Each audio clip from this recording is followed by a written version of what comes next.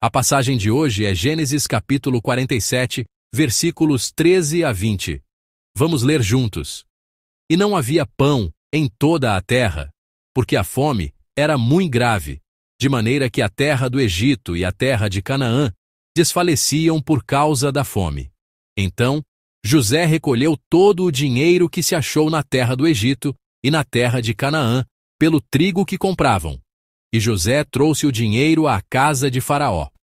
Acabando-se, pois, o dinheiro na terra do Egito e na terra de Canaã, vieram todos os egípcios a José, dizendo: Dá-nos pão, porque morreremos em tua presença, porquanto o dinheiro nos falta. E José disse: Dai o vosso gado, e eu vô-lo darei por vosso gado, se falta o dinheiro. Então trouxeram o seu gado a José.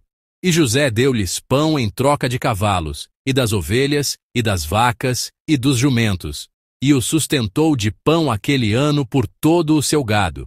E acabado aquele ano, vieram a ele no segundo ano, e disseram-lhe: Não ocultaremos ao meu senhor que o dinheiro é acabado, e meu senhor possui os animais.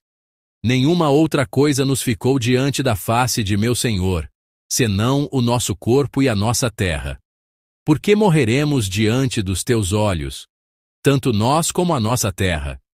Compra-nos a nós e a nossa terra por pão, e nós e a nossa terra seremos servos de Faraó. Dá semente para que vivamos e não morramos, e a terra não se desole. Assim, José comprou toda a terra do Egito para Faraó, porque os egípcios venderam cada um o seu campo, porquanto a fome era extrema sobre eles. E a terra ficou sendo de Faraó. Amém. Hoje, quero compartilhar uma mensagem com o título A Fome que se agravou. A passagem de hoje descreve uma situação em que a fome se agrava cada vez mais.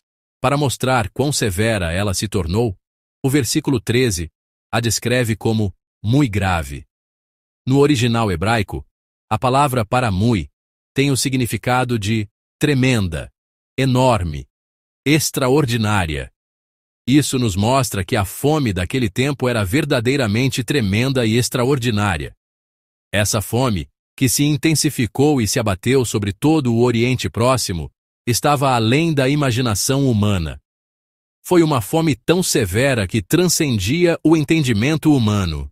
Toda a terra secou, e não havia o que comer.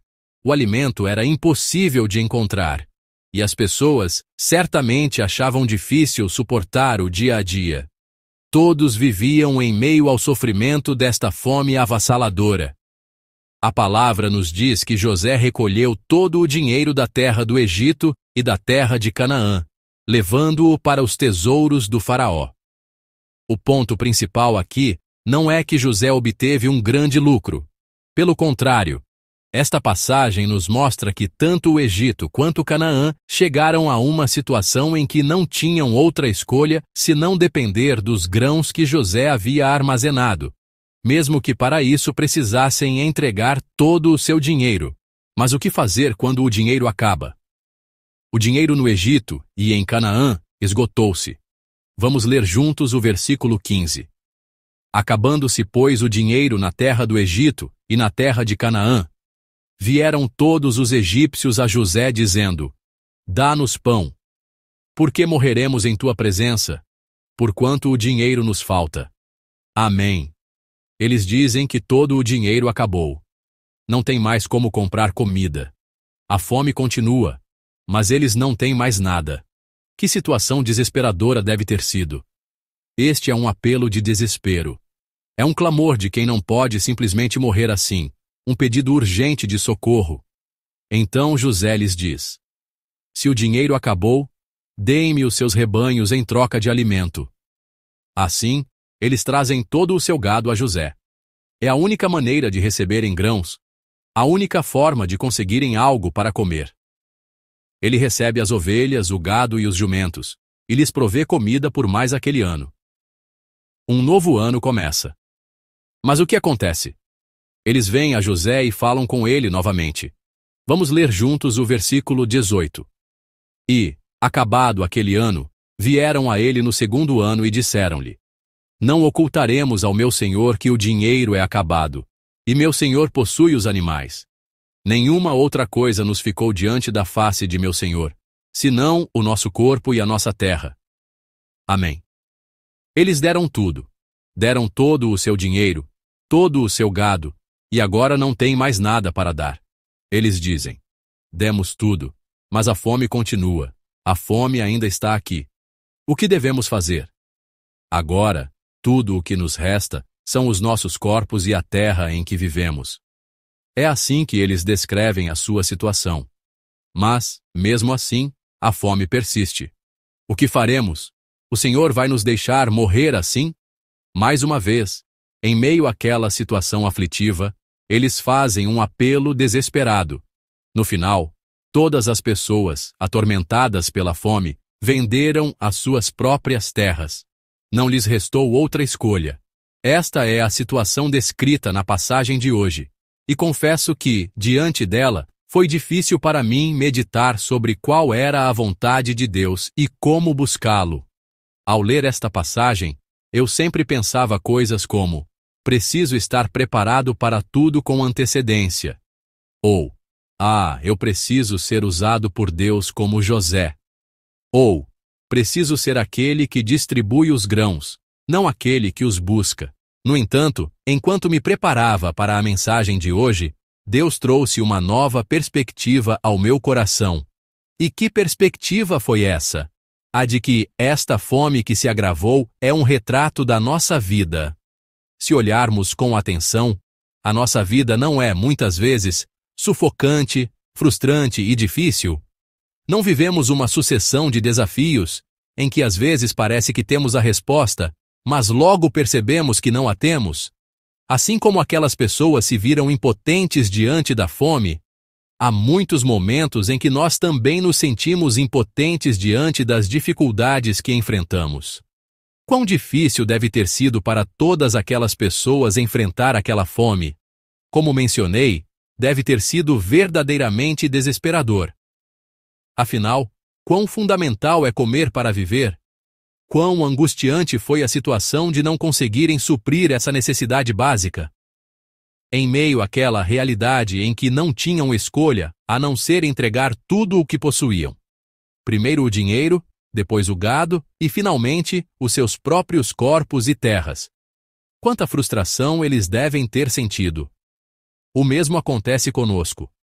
Há situações em que lutamos para sobreviver e precisamos continuar a abrir mão de algo. Às vezes, parece que tudo está sendo tirado de nós. Você já fez uma oração como esta? Deus, até onde o Senhor vai me levar? Até onde o Senhor vai tirar tudo de mim? Você já orou assim? Encontro muitos membros da nossa igreja que fazem essas orações. Penso em quão frustrados, exaustos e desesperados eles devem estar para orar dessa forma.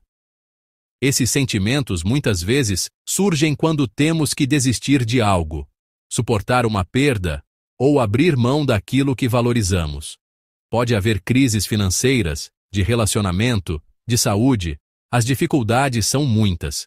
Surgem situações em que não podemos fazer nada com a nossa própria força.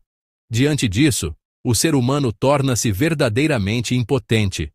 Nós resistimos e perseveramos, mas há momentos em que sentimos que não aguentamos mais. Momentos em que nos perguntamos até onde teremos que ir, o que mais teremos que perder. Numa situação como essa, é muito difícil manter a coragem. Certamente não é uma tarefa fácil atravessar um tempo assim. Mas, irmãos, não devemos fixar os nossos olhos na situação. Devemos olhar para o Deus que está presente em meio à dificuldade. Não devemos focar na fome que se agravava, mas no Deus que preparou um caminho de sobrevivência em meio a ela. Naquele tempo, naquela hora, Deus proveu uma saída. Ele não os deixou simplesmente morrer de fome. Deus operou por meio de um homem chamado José. Deus usou José para fazer os preparativos, garantindo que, mesmo em tempos de fome, todos pudessem viver e não morrer. Ele providenciou um caminho para a vida. Não devemos focar naquilo que estamos perdendo, mas no Deus que continua a nos dar. A questão não é o dinheiro que desaparece, mas o Deus que enche nossos celeiros com grãos em troca do dinheiro. Não são os rebanhos que se vão, mas o Deus que nos alimenta em troca dos rebanhos. O Deus que, mais uma vez, nos dá grãos em troca de nossa terra. Devemos olhar para este Deus provedor. Deus estava abrindo um caminho para que todos sobrevivessem. No entanto, não é fácil pensar assim, pois somos mais sensíveis ao que perdemos. Damos mais importância ao que é nosso. Mas devemos nos lembrar desta verdade. Embora pareça que o dinheiro, o gado e a terra estão desaparecendo diante de nossos olhos, na verdade, Deus está sustentando a nossa vida. O mais importante é o fato de que Deus está cuidando de nós e nos mantendo vivos. O fato de que Deus tomou a responsabilidade e preservou a vida é o que realmente importa. A passagem de hoje não fala simplesmente de uma reorganização econômica. É uma história sobre Deus agindo mesmo em situações desesperadoras. Não é uma cena de exploração no Egito, mas uma mensagem que nos mostra o caminho de Deus para dar vida. Em meio a qualquer fome, Deus já havia preparado uma provisão. Devemos olhar para Ele. Creio que devemos olhar para o Deus que sempre prepara o caminho da vida. Mesmo agora, o desejo de Deus é que ninguém se perca, mas que todos alcancem a salvação. Que eu e vocês sejamos pessoas que creem firmemente nesta verdade. Para concluir, na história de hoje, todas as pessoas não tiveram escolha senão entregar tudo o que possuíam: seu dinheiro, seu gado, suas terras e até a si mesmas. No entanto, aquilo que parecia ser a maior das dificuldades era, na verdade, o método de Deus para salvar a todos. O mesmo se aplica às nossas vidas hoje. Às vezes, parece que estamos perdendo, que estão nos tirando tudo, ou que tudo chegou ao fim. Especialmente quando vocês se levantam para orar de madrugada, quantos motivos difíceis trazem diante de Deus. Mas creiam, Deus nunca nos abandonará para a morte. Hoje Deus também tem um plano para nos salvar. Deus é a nossa esperança. Abençoo a todos para que neste dia vivamos no plano de Deus que nos salva.